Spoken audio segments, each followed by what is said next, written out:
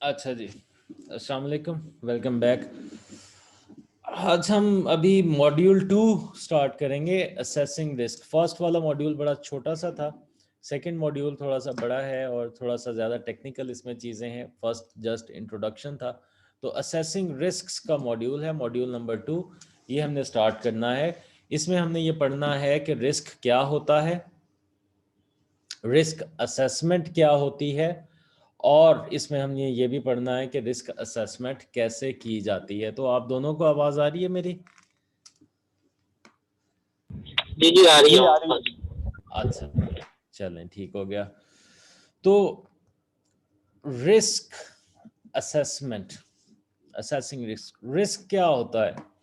तो बेसिकली हम कोई भी काम करते हैं तो हमारी जो ऑर्गेनाइजेशन है उसमें बहुत सारी चीज़ें होती हैं जो कि हैज़र्डियस होती हैं। कहीं पे भी जाएं हम, हमारे घरों घरों में भी बहुत सारी ऐसी चीज़ें हैं जो कि नुकसान दे सकती हैं। सिंपली अगर आप ये देखें कि ड्राइविंग सीखनी है तो उसमें भी कुछ ख़तरात हैं, या कोई भी काम आपने करना है किसी भी ऑर्गेनाइजेशन पे, ड्राइविंग सीखते हुए आप किसी को नीचे दे सकते हैं, या आपकी कोलिजन हो सकती है किसी और व्हीकल के साथ या फिक्स्ड ऑब्जेक्ट के साथ। तो रिस्क को समझने के लिए हमें पहले कुछ और चीज़ें समझनी है। अब फॉर एग्जांपल ये वेयर हाउस है, और इस वेयर हाउस के अंदर कोई भी स्टॉक पड़ा हुआ है, कुछ भी स्टोर्ड है, मटेरियल कुछ रखा हुआ है। यहाँ पे फॉर एग्जांपल टीवीज पड़े हुए हैं।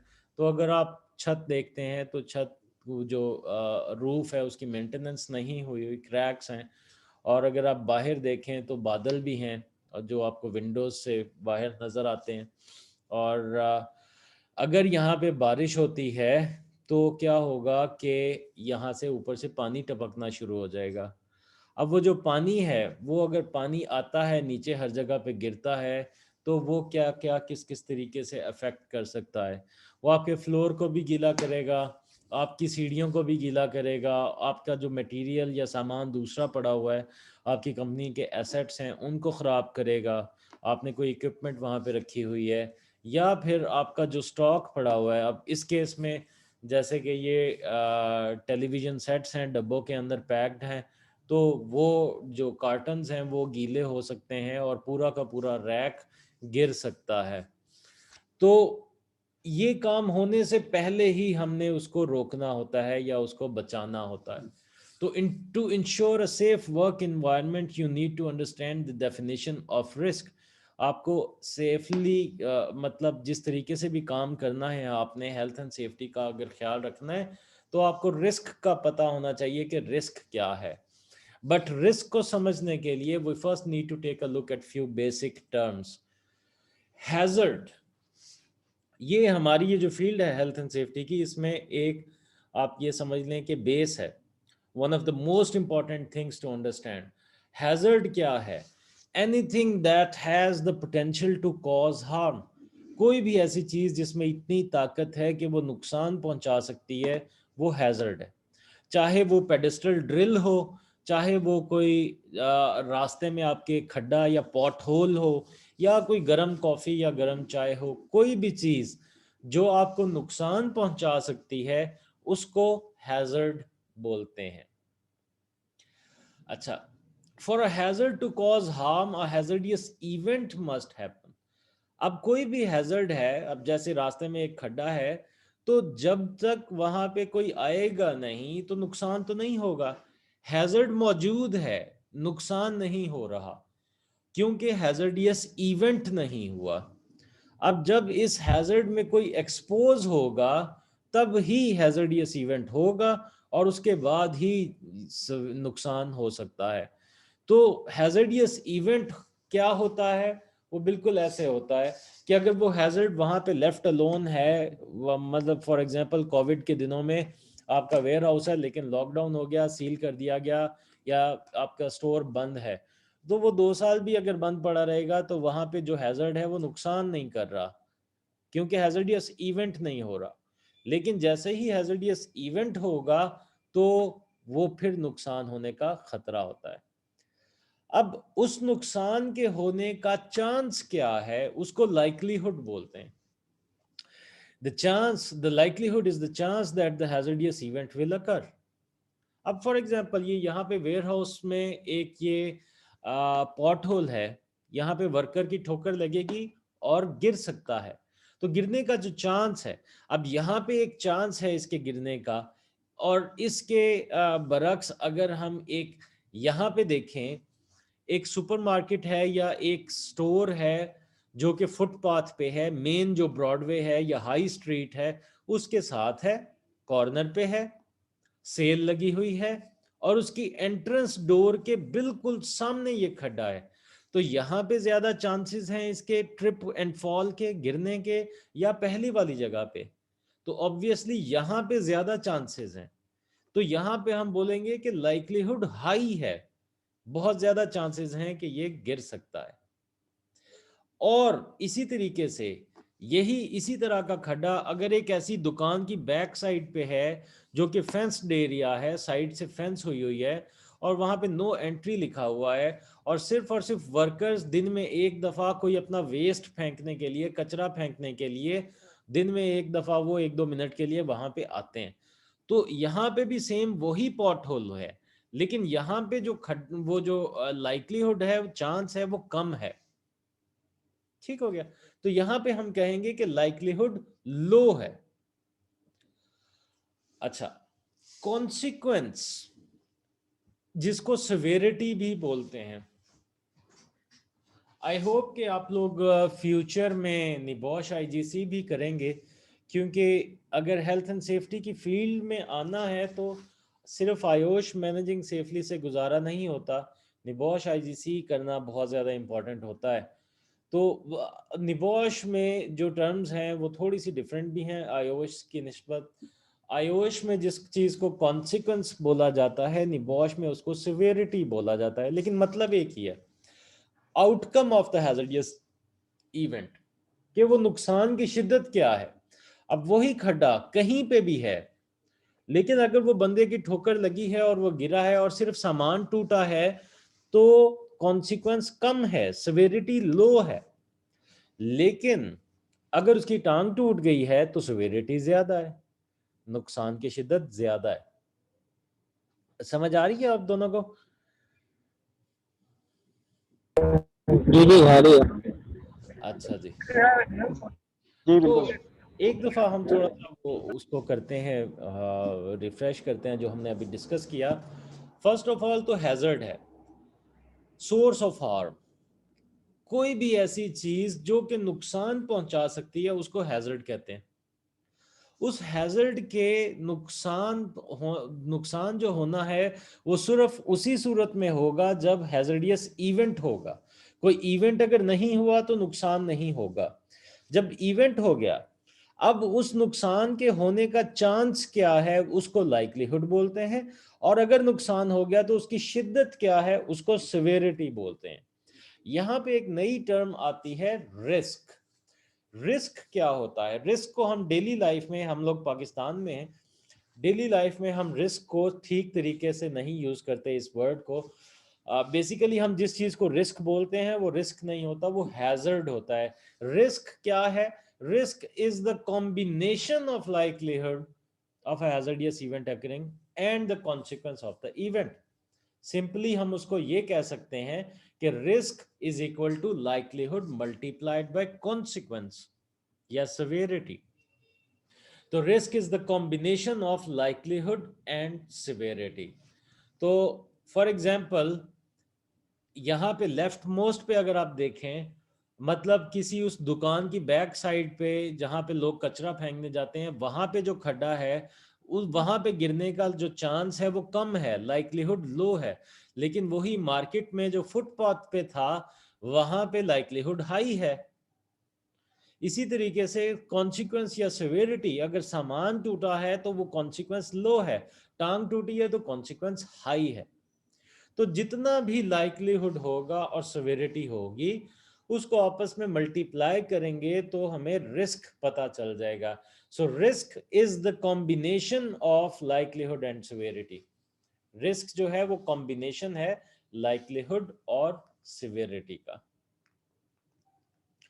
अब बहुत ज्यादा खतरात होते हैं, अगर आप यहाँ पे देखें फ्लोर मॉब हो रहा है शायद ये कोई स्कूल है, ऊपर बोर्ड लगा हुआ है कैंटीन का, ये कैंटीन का रास्ता है। अगर अगर आप ये वॉल क्लॉक देखें तो 1 बजने से कुछ मिनट पीछे टाइम है।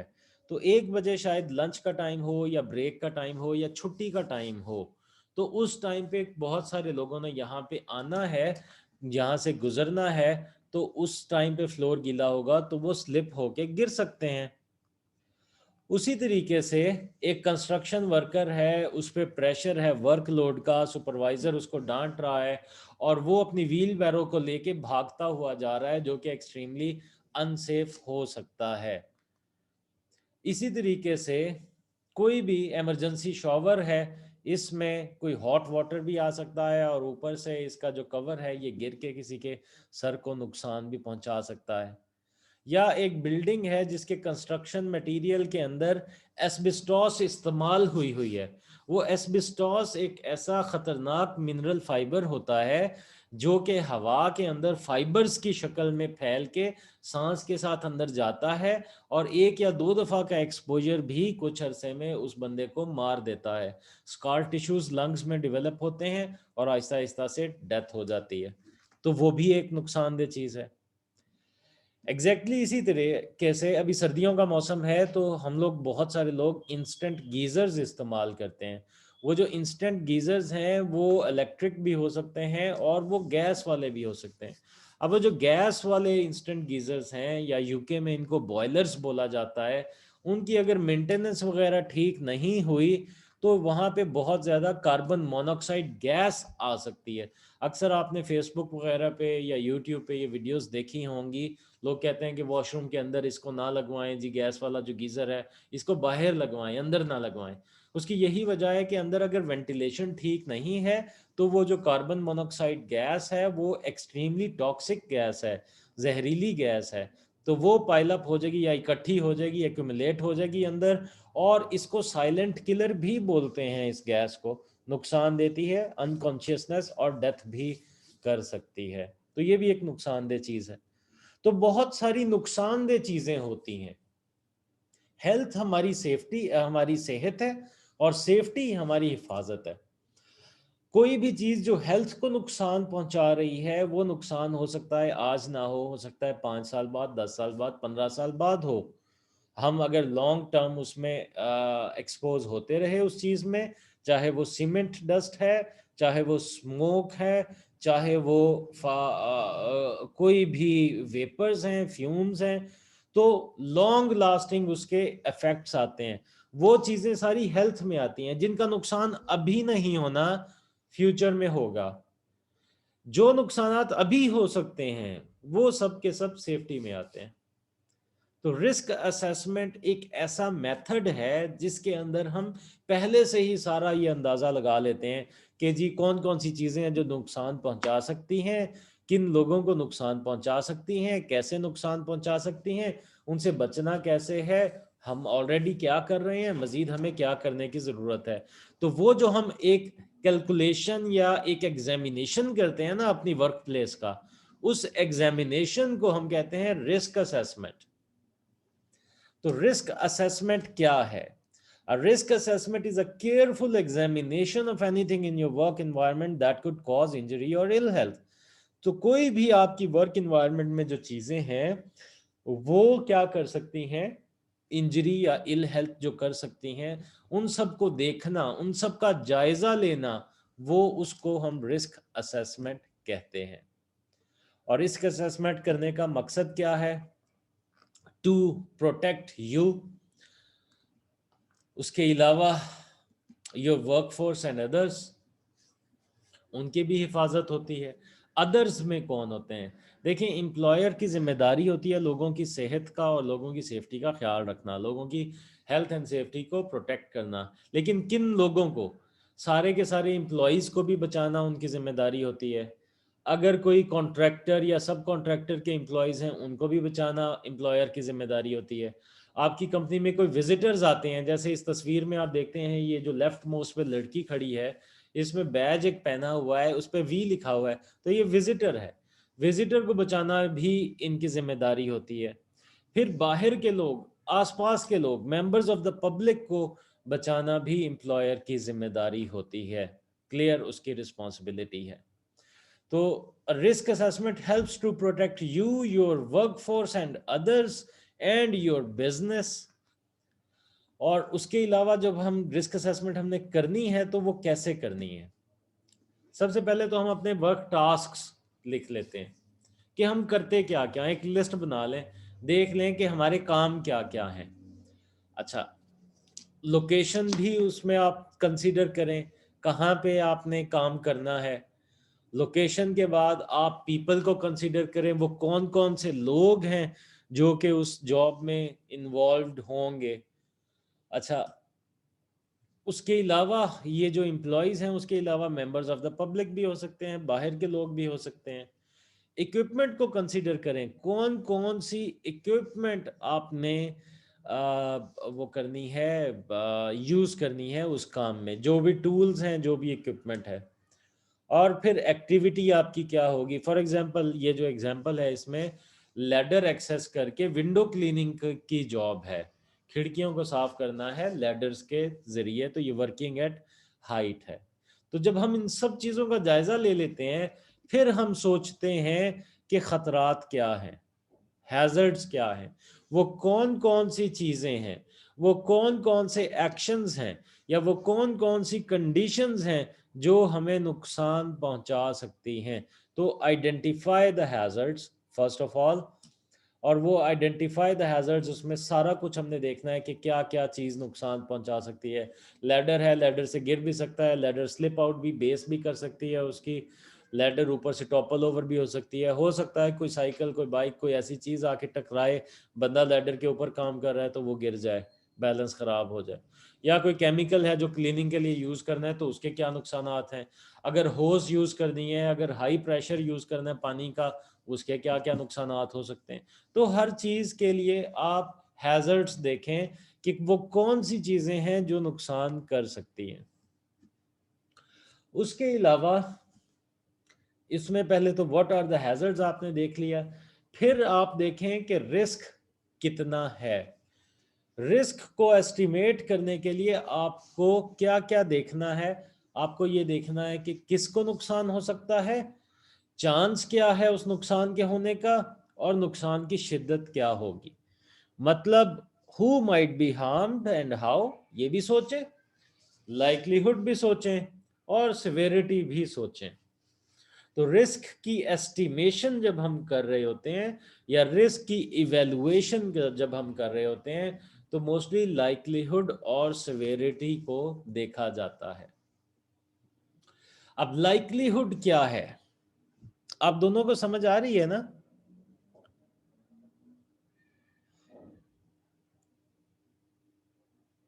अब दोनों को आवाज आ रही है मेरी? जी जी आ रही है। और हमारा आपको भी?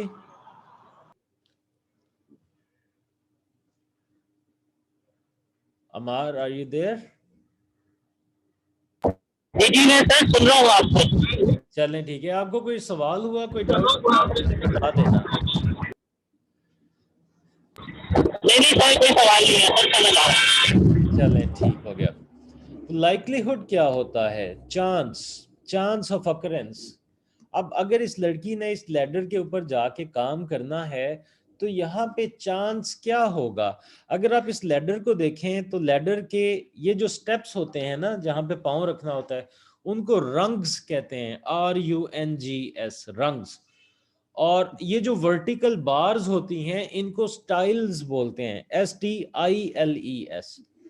तो इस लैडर की अगर आप रंग्स देखें, स्टाइल देखें, तो सब सेफ लग रही हैं, सीधी हैं, कोई बेंट नहीं है, कोई डैमेज नहीं है।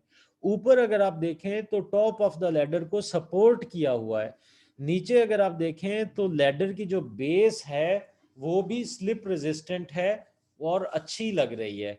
तो यहाँ से गिरने का जो चांस है, वो पर्सनली मेरा ख्याल है कि वो लो है, लो है, लेस चांस है यहाँ से गिरने का, मतलब लाइक्लीहुड लो है। इसके मुकाबले में अगर आप ये लैडर देखते हैं, तो इसमें एक तो ऊपर से सपोर्ट्स नहीं है, सपोर्टेड नहीं है ऊपर से, और बेस भी इसकी फर्म जगह पे नहीं है। और जो रंग्स हैं उसमें भी एक दो, एक बेंट है, एक टेढ़ा है वैसे ही, और एक टूटा हुआ है ऊपर से।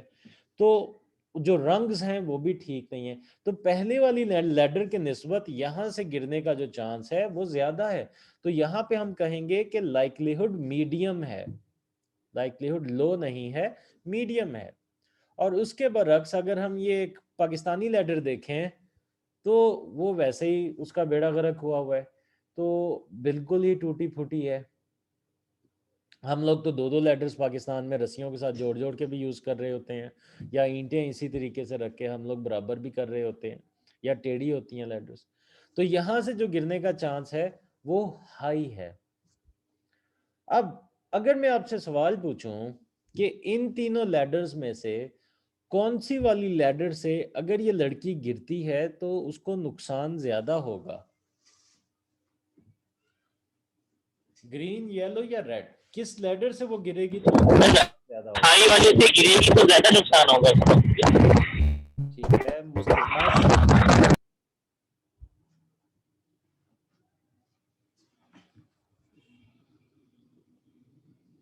मुस्तजाज,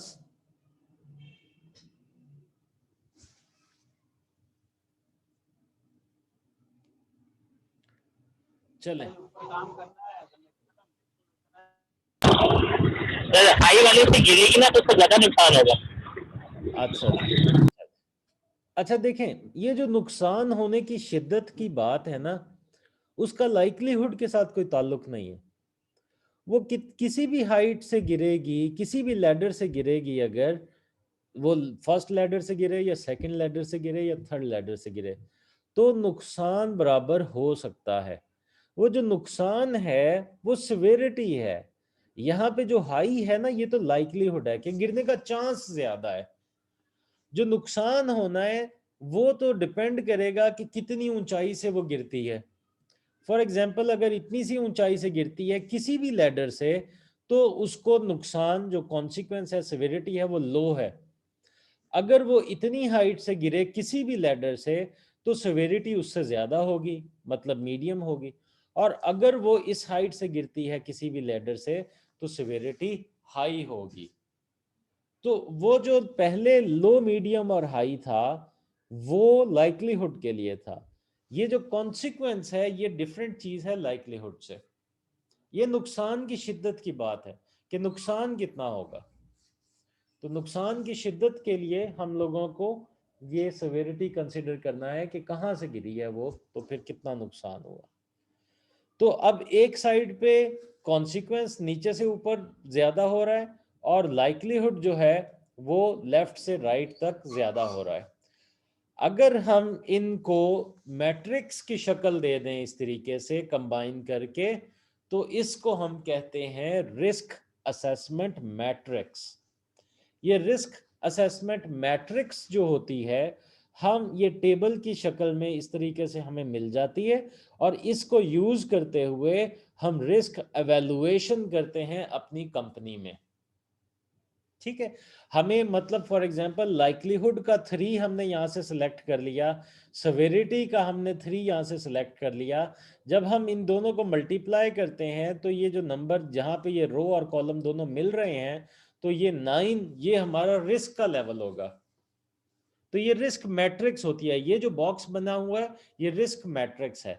सादा तरीके से सिंपली इस तरीके से होती है ये 3x3 रिस्क मैट्रिक्स, आप इसको बोल सकते हैं। डिफरेंट होती हैं risk matrices. Now that you have estimated the risk, what are you going to do about it? आपने फैसला करना होता है। अगर रिस्क लेवल 1 से 2 के दरमियान में है तो कोई एक्शन नहीं लेना, अगर 3 से 4 तक है तो एक्शन लेना पड़ेगा, और अगर 6 से 9 तक है तो टेक इमीडिएट एक्शन। उसी इमीडिएट एक्शन आपको लेना पड़ेगा हाई रिस्क एक्टिविटी की वजह से। तो ये रिस्क लेवल हम इसी तरीके से डिसाइड करते हैं। अब ये बहुत ज़्यादा सिंपल है, सिंप्लीफाइड किस्म की है, सिंप्लीफाइड किस्म की है ये 3x3 रिस्क असेसमेंट मैट्रिक्स। इसी तरीके से 5x5 रिस्क असेसमेंट मैट्रिक्स भी होती है, और उसी तरीके से फिर 10x10 भी रिस्क असेसमेंट होती है। अब लाइक्लीहुड 1 से लेके 5 तक बढ़ रहा है, उसी तरीके से सवेरिटी भी 1 से लेके 5 तक बढ़ रही है। तो ये आपकी कंपनी ने खुद डिसाइड करना होता है।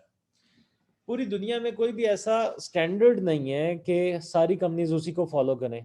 हर एक कंपनी की अपनी मर्जी है कि वो अपनी रिस्क असेसमेंट मैट्रिक्स किस तरह की बनाए और वो नंबर्स का क्या मीनिंग रखे, कैसे उनको डिफाइन करे।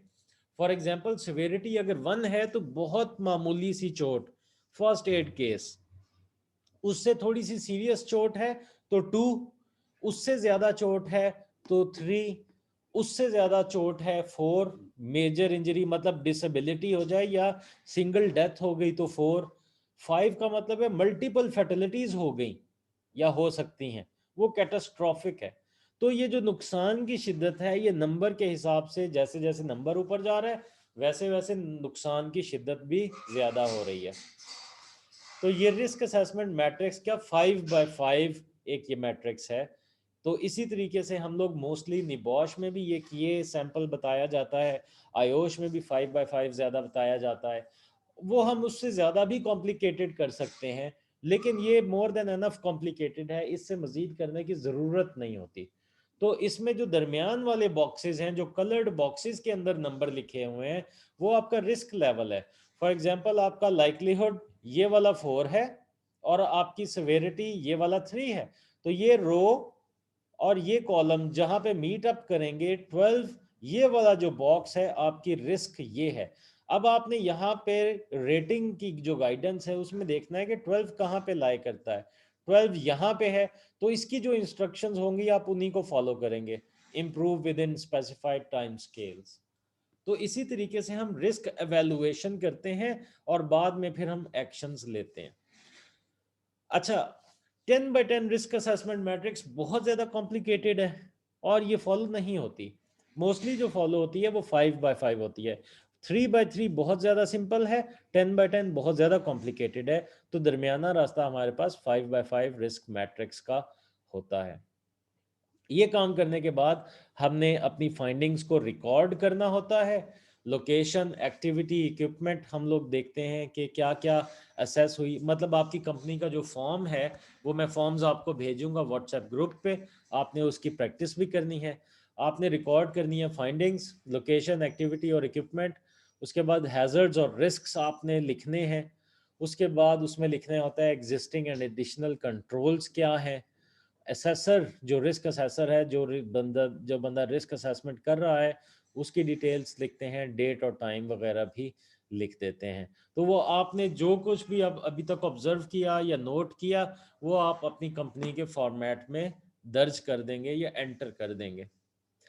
और फिर रिव्यू डेट भी लिखते हैं। रिव्यू नज़रसानी करना, चेक करना। देखें, ज़रूरी नहीं है कि आप रिस्क असेसमेंट बनाएं और उसको हर साल आप चेंज करें। चेंज जो करना है वो रिवाइज करना होता है, तरमीम उसके अंदर लेके आना, अमेंड करना। ये रिव्यू है, सिर्फ चेक आपने लाजमी करना है, नज़रसानी करनी है लाजमी। कब कब करते हैं? कोई भी मेजर चेंज आ गया अगर आपकी कंपनी के अंदर, तो आपको अपनी रिस्क असेसमेंट को रिव्यू करना ज़रूरी है।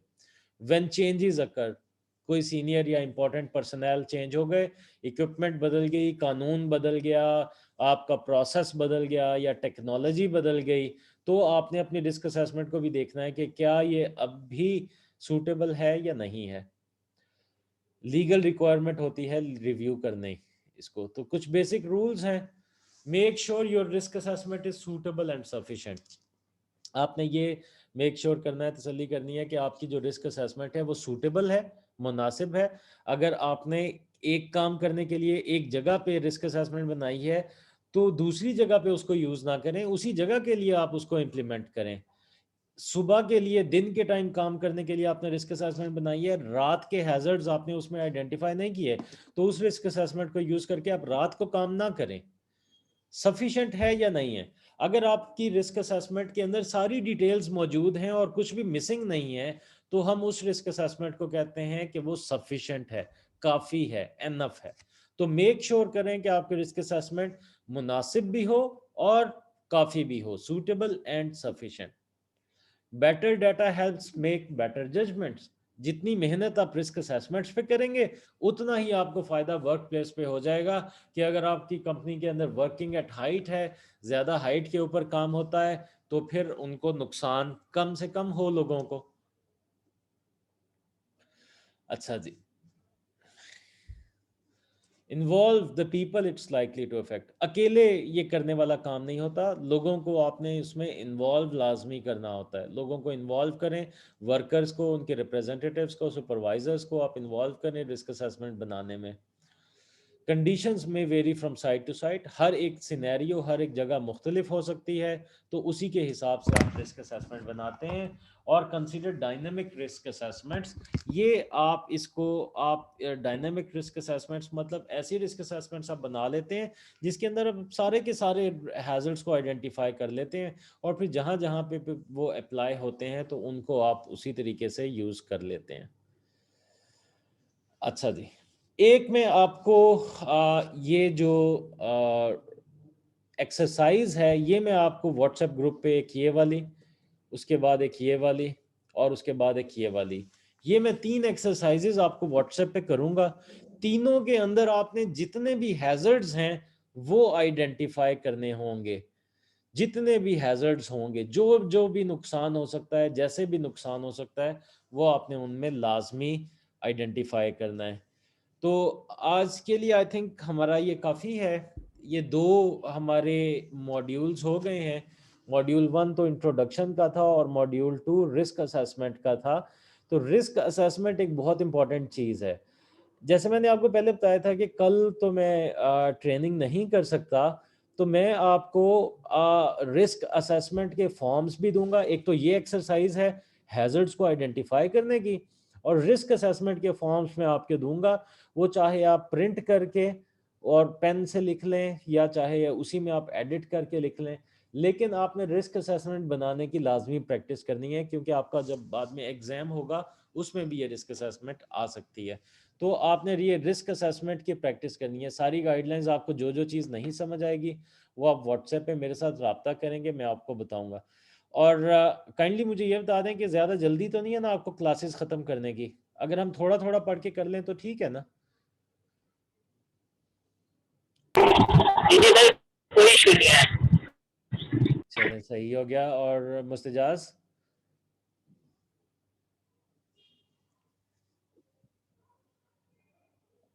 मुस्तजाज आपको कोई इशू तो नहीं है अगर हम थोड़ा थोड़ा करके मतलब डेली?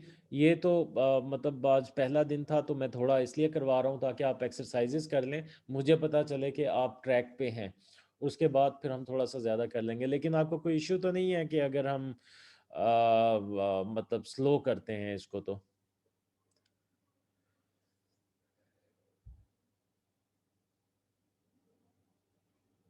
मुस्तजाज, आवाज़ आ रही है आपको?